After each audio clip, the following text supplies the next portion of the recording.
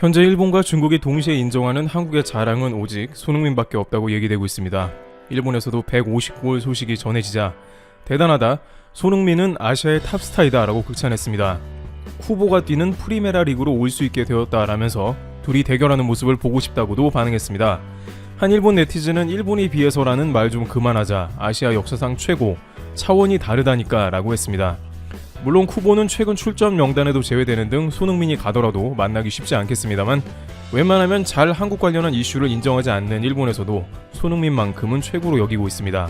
중국에서조차 손흥민 관련 90분짜리 특별 다큐를 편성해 관련 전문가를 인터뷰하는 시간을 가졌습니다. 토트넘 스퍼스에 파견된 중국 여기자는 쉬는 시간에 손흥민을 잠깐 볼 기회가 있을 때 오빠 오빠라고 불렀는데, 그는 오빠라고 부를 때마다 손을 흔들어주거나 반응했다며 축구 외적인 부분에서도 점수를 높게 주는 모습을 보였습니다.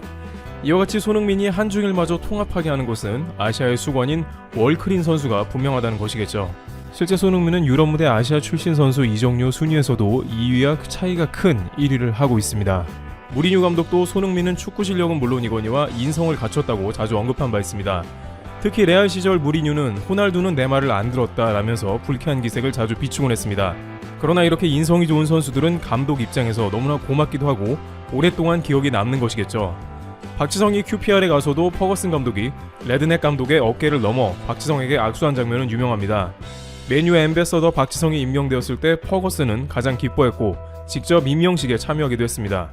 이렇게 인품이 좋은 선수는 모두가 기억하며 인정해주는데 손흥민은 최고 실력까지 갖췄다는 것입니다. 스카이 스포츠의 네빌은 이런 손흥민에 관해서 빠르고 스마트한데 이기적이지 않은 선수다 이라면서 타구단 팬들도 모두 그를 좋아할 것이고 모두가 싫어할 수 없는 선수이다 라며 현 상황을 요약해줬습니다. 영국의 더선은 현재 EPL에서 손흥민의 가치가 7위에 해당한다는 관련 기사를 내면서 그의 몸값은 8천만 파운드에 달할 것이라고 했습니다. 최근 손흥민 몸값은 다양한 매체에서 7에서 9천만 파운드를 예상하며 레알행 가능성을 높게 보고 있는 상황입니다. 그런데 올 시즌 유독 손흥민의 골은 다양한 매체가 분석을 내놓으며 심상치 않은 반응을 보입니다. 손흥민은 여러가지 수치상으로 판단해보면 EPL의 여타 골잡이와 동떨어진 스탯을 보이고 있다는 것이죠. 현재 EPL의 골 수치를 판단해보자면 득점 2위를 달리고 있는 손흥민의 슈팅 대비 골은 57%입니다. 이 수치는 압도적으로 높은 것인데요. 해리케인의 경우 20%로 봤을 때 확실히 손흥민이 고효율 슈팅을 구사하는 상황이 나온 것입니다. 심지어 EPL 득점 10위권 안에 있는 선수들은 30% 내외를 보이고 있고 40% 이상인 선수도 한 명도 없습니다. 게다가 유효 슈팅은 81%인데 이 역시 다른 선수들보다 20% 정도 높은 수치를 보여주고 있습니다.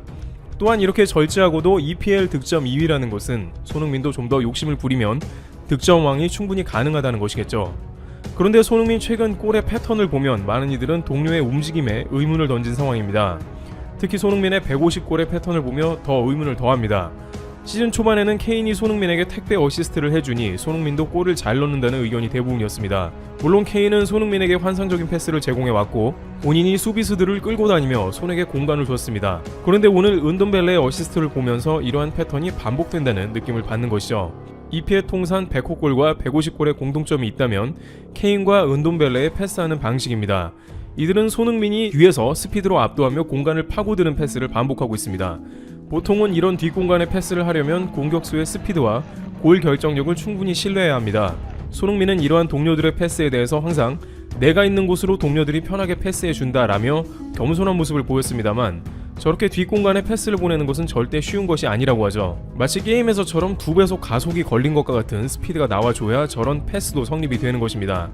베일 같은 경우 전성기 때 저러한 스피드를 보여줬습니다만, 손흥민은 베일처럼 치고 나가는 돌파보다는 동료들과 상호 연동하여 최대한의 효율을 계속해서 게임을 결정짓는 주요 대목에서 사용하고 있다는 점입니다. 이에 대해 퍼디난드는 손흥민과 패스를 주고받는 케인이 맨유의 룬이나 앙리와 같은 역할을 한다면서도 빈 공간을 찾아 들어가는 손흥민을 보라고 하면서 토트넘의 링크 플레이에 주목하라고 했습니다. 과거 바르셀로나의 이니에스타와 메시같이 서로 어떻게 움직일지 아는 동료들과의 관계가 떠오릅니다. 영국 언론들도 계속해서 이어지는 토트넘의 유기적 플레이가 심상치 않음을 지적합니다.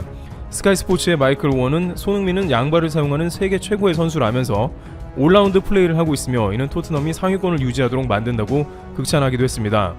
또한 일부 네티즌들은 방황하고 있는 케인이라는 SNS 게시물을 공유하고 있습니다. 관련 게시물에서는 케인이 공을 잡고 나서 손흥민이 없자 공 줄 데가 없어 자신이 슛을 시도하는 모습이 나옵니다. 그만큼 최근에 케인을 비롯해 토트넘 동료들이 손흥민에 의지하고 있다는 의미일 것입니다.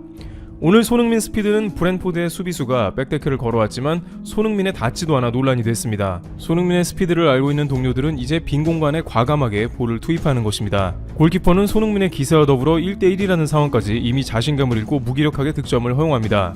이제 그야말로 손흥민이 레알급에 들어갔다는 극찬과 이적 소문이 무성하게 자라고 있는 상황이 나오는데요. 일각에서는 지나친 과장이 아니냐, 국뽕이 과하다는 등 손흥민이 레알급까지는 아니다라는 주장도 합니다만 월클이라는 느낌만이 아닌 것은 최근에 17주간의 EPL 통계를 보면 손흥민이 별 3개에 있다는 게 나옵니다. EPL의 최근 17주 자료를 분석한 스태츠봄에 따르면 페널킥이 아닌 슛과 슛의 순도를 측정한 항목에서 손흥민은 EPL의 여타 선수와는 아예 다른 위치에 자리하며 EPL에서 가장 뛰어난 능력을 보이고 있음을 증명했습니다.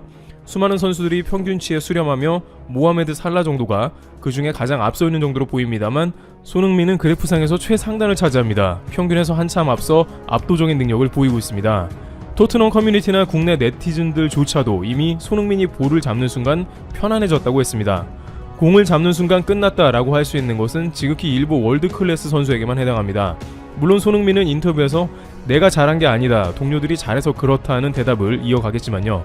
한편 일본 축구 커뮤니티에서조차 이와 관련해서 사실 아자르보다 너무 잘하는 것은 사실이라며 지단이 가장 좋아하는 스타일이 빠른 공격수인데 손흥민이 아자르보다 부족한 게 하나도 없다면서 이번 겨울에 레알에 들어갈 게 손흥민이 아니면 누가 되겠냐는 토론이 이어지고 있습니다. 아자르가 1.2억 유로에 레알에 갔습니다만 현재 손흥민은 7에서 9천만 유로라면 가격도 저렴합니다. 또한 손흥민은 갈수록 골의 빈도가 높아지고 있습니다. 이것은 계속 손흥민이 발전하고 있다는 것인데요. 함부르크에서 0.2골이던 경기당 득점은 레버쿠젠에서 0.33골로 올라가더니 토트넘에서는 0.39골을 기록하고 있는 상황입니다. 또한 앞서 언급되었듯이 골의 순도가 매우 높습니다. 함부르크에서 이미 슈팅력만큼은 빅리그 탑클래스 선수 수준이라는 평가를 받던 손흥민은 레버쿠젠에서 동료를 활용하는 플레이에 눈을 뜨더니 토트넘에서는 완성형 선수가 된 상황입니다. 그렇다면 그 다음 단계에서는 그야말로 세계 최고의 팀에 들어가 전성기를 불태워야 한다는 것입니다. 따라서 별들의 모임이라는 레알 입성이 어쩌면 손흥민에게 현실화된다는 가능성도 높아지고 있습니다. 손흥민의 국내 팬들은 이제 손흥민이 토트넘에서 우승을 한번 경험하고 레알 입성을 바라고 있는 상황입니다. 손흥민은 토트넘에서는 물론이고 분데스리가까지 프로 경력을 통틀어서 한 번도 우승을 경험해 본 적이 없습니다. 2018-19 시즌 챔피언리그에서 준우승을 경험한 게 소속팀 최고 성적이죠. 국가대표 경력까지 더해도 2018 자카르타 팔렘방 아시안게임 때 금메달을 따는 게 유일한 우승 기록입니다. 하지만 토트넘에서 우승을 결국엔 성취하지 못한다면 이제 레알로 건너가는 일만 남았다는 이야기가 나옵니다. 이와 같이 오늘도 발전하고 진화하는 손흥민은 한국과 토트넘의 팬들을 설레게 하는 플레이를 이어가고 있습니다. 트리블 여기서 마치겠습니다. 감사합니다.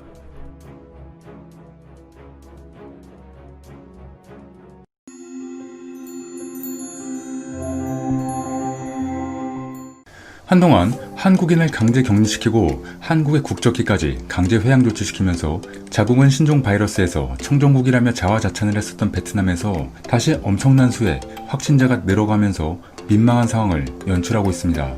현재 베트남 중부의 유명 관광지인 다낭에서 본격적으로 시작된 감염이 북부 수도권으로 옮겨가는 양상입니다. 다낭 현지는 거리가 너무 조용해서 좀비가 나을 것 같습니다. 나는 현지 특파원의 말을 통해 상황을 알 수 있죠. 베트남의 북쪽에는 하노이 등 대규모 인구가 밀집한 곳이 많기에 긴장도가 계속 증가하는 추세입니다. 문제는 현재 베트남의 경제가 매우 어려운 상황에서 신종 바이러스까지 퍼지고 있자 이들을 구해줄 국가로 한국을 지목했다는 것입니다. 하지만 그들의 진심은 여전히 친애를 버리지 못했다는 사실이 밝혀지고 있습니다. 겉과 속이 다른 그들의 행동, 같이 알아보겠습니다. 얼마 전 베트남 정부와 한국 기업인들과의 간담회가 있었습니다. 베트남 정부가 신종 코로나 바이러스 감염증 사태 등으로 주춤해진 한국 기업의 투자 유치를 위해 총리까지 직접 나선 것입니다. 한국은 베트남에서 누적 외국인 투자 1위 국가이고 작년에도 베트남에 가장 많이 투자한 국가였지만 올해 투자 규모는 오히려 밀려난 상태였죠. 사실 밀려났다기보다는 한국이 점점 발을 빼고 있다고 볼 수 있습니다. 응우엔 수엄폭 베트남 총리는 29일 총리실로 박노한 주 베트남 한국 대사와 삼성, LG 등 현지에 진출한 한국 주요 기업 법인장 등 26명을 초청 간담회를 하고 애로사항 및 건의사항을 청취했습니다.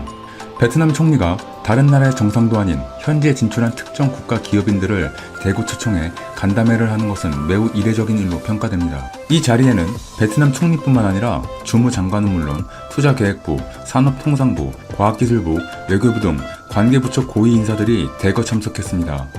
나라 전체가 한국 기업을 유치하기 위해 총력을 쓰는 모습이 엿보이는 것이죠. 사실 올해 베트남 정부의 한국 기업 투자 유치 노력은 지난 6월 30일부터 본격적으로 시작되었습니다. 이날 베트남 외교부 제안으로 현지 진출 한국 기업 임직원 300여 명을 초청한 대규모 투자 상담회인 미트 코리아 행사가 개최됐었죠. 한국 기업을 대상으로 마련한 이 자리에는 베트남 63개 지방정부 가운데 50여 곳의 고위급 대표단 500여 명이 참석해 높은 관심을 보였습니다. 또 지난 8일에는 주 베트남 한국 대사관과 한국국제교류재단, 베트남 외교 아카데미가 한국과 베트남의 전략적 협력 동반자 관계 심화를 주제로 전략 대화를 개최하고 양국 간 인적 교류 정상화 방안 등을 논의하기도 했습니다. 이런 베트남의 노력으로 한때 극심한 갈등 양상을 보였던 한국과 베트남의 관계가 조금씩 호전되고 있는 분위기입니다. 하지만 베트남에서 폭발적으로 확진자가 증가하면서 베트남과의 관계를 떠나 베트남 시장 자체의 불확실성이 너무나도 커지고 있습니다. 한국도 이를 인지하고 투자나 인적 교류를 자제하기 시작합니다. 이러한 모습은 경제를 살리고 싶어하던 베트남에게 큰 충격을 안겨줍니다. 자신들이 계획했던 것과 다르게 경제 상황이 계속해서 파국으로 향하게 된 것이죠. 그렇기에 다시 한국에게 적극적인 구애 정책을 펼치고 있습니다만 이제 다른 동남아 국가들과 비교해도 큰 메리트가 사라진 베트남에게 한국의 투자 의지는 예전처럼 쉽게 돌아갈 것 같지 않습니다. 그들에게 이러한 문제점은 그동안 베트남이 한국에게 보여주었던 행동들이 결정적으로 영향을 미친 것으로 판단됩니다. 지금까지 베트남의 제1투자자인 한국의 행동은 너무나 당연하다는 듯한 행동을 보여줘 왔었죠. 특히 코로나를 피해 중국에서 베트남으로 해외 기업들이 유입되는 빈도가 늘어나자 베트남의 언론들은 한국이 아니어도 베트남에 투자할 나라들은 넘쳐난다라는 식의 자세를 보였습니다. 또한 한국이 베트남과의 경제 지원 및 정부 지원 사업을 논의하는 자리에서 미국이나 유럽 등의 나라들도 비슷한 사업을 타진해 오고 있다라는 말을 하며 한국의 호의를 그저 그런 식으로 대하기도 했다고 하죠. 베트남 언론에 따르면 베트남에 대한 미국의 투자와 8월부터 시행되는 유럽과의 자유무역협정 그리고 영국과 진행 중인 양자무역협정까지 진행되고 있다고 합니다. 베트남은 이를 자랑스럽게 보도하고 자신들의 가치를 높게 평가하는 모습을 보여줍니다. 하지만 이는 그들이 너무 앞서간 것으로 보고 있습니다. 아직 완벽하게 가시적으로 나온 것도 없는 상황이며 인도나 태국, 필리핀 등 동남아 국가들도 이들을 자국으로 끌어들이기 위해 본격적으로 행동했기 때문입니다. 이들 국가들은 파격적인 세금 혜택을 제공하고 특별한 대우를 약속하며 글로벌 기업들을 유혹하고 있기에 베트남에게 유리한 점이 많아 보이지 않습니다. 더군다나 코로나 같은 전염병이 수도를 향해 올라가고 있는 와중에 돈을 들고 이 영국에 들어가려고 하는 국가들은 점점 적어질 것으로 판단됩니다. 그리고 이런 해외 투자자들이 기존의 한국의 기업들처럼 그들과 상생하려는 행동을 보일지도 미지수라고 합니다. 기존에 베트남에 투자한 한국 기업들은 단순히 돈을 버는 것을 넘어 그 지역 사람들의 삶을 생각하며 많은 기여를 했습니다. 오죽했으면 베트남 사람들은 삼성이나 효성 등이 세계에서 보여주는 저력을 자신들의 국가에서 잘해서 그런 것이며 그래서 자국의 경제력과 국력이 강해지는 것이라고 생각하기도 한다고 하겠습니까? 하지만 실상 베트남인들이 가지고 있는 한국에 대한 생각은 좀 많이 다릅니다. 겉으로는 한국에게 잘 보이려고 하지만 실상 개개인이 가지고 있는 생각은 다르다고 합니다. 이 단적인 예가 바로 혐한입니다. 베트남에서도 혐한 성향은 어김없이 등장했습니다. 인터넷에서 혐한 성향을 보이는 베트남인이 일본을 동경하는 성향을 겸하는 경우가 많습니다. 이것은 일본과 베트남을 동치시켜서 중국이나 한국에 대한 열등감을 해소하려는 목적이 큽니다. 쉽게 말해 한국은 일본보다 아래고 베트남은 일본과 맞먹으니 한국은 베트남보다 아래라고 생각하는 것이죠. 물론 실상은 매우 다릅니다.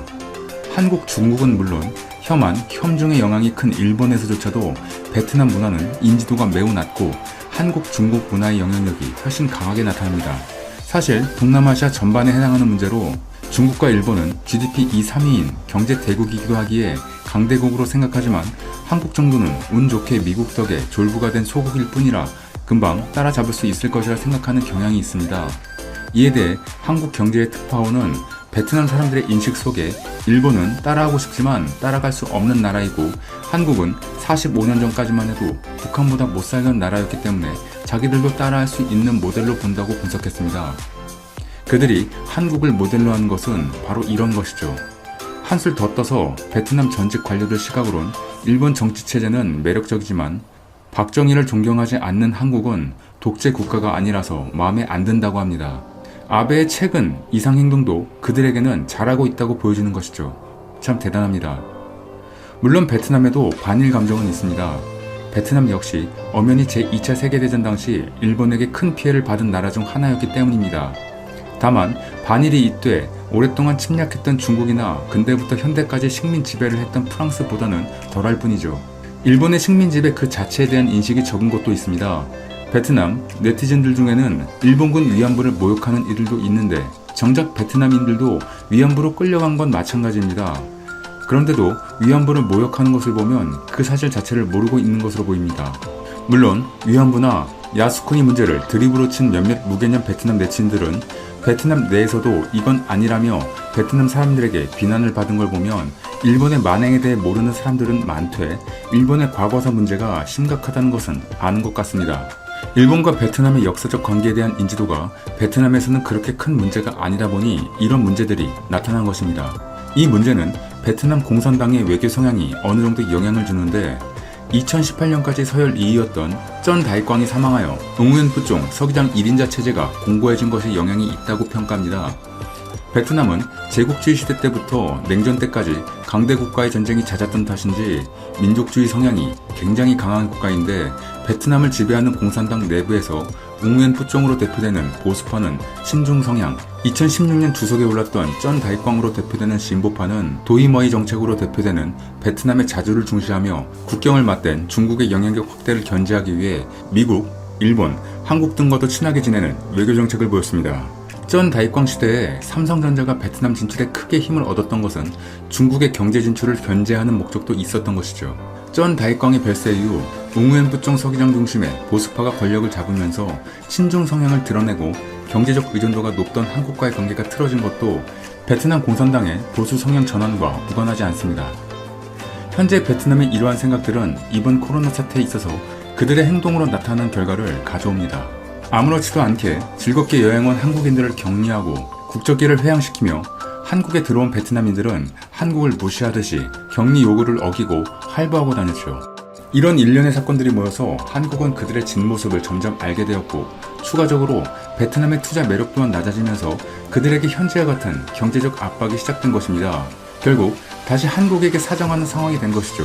문제는 베트남 국민들의 생각이 바뀌지 않는 이상 같은 일은 되풀이될 것이라는 것입니다.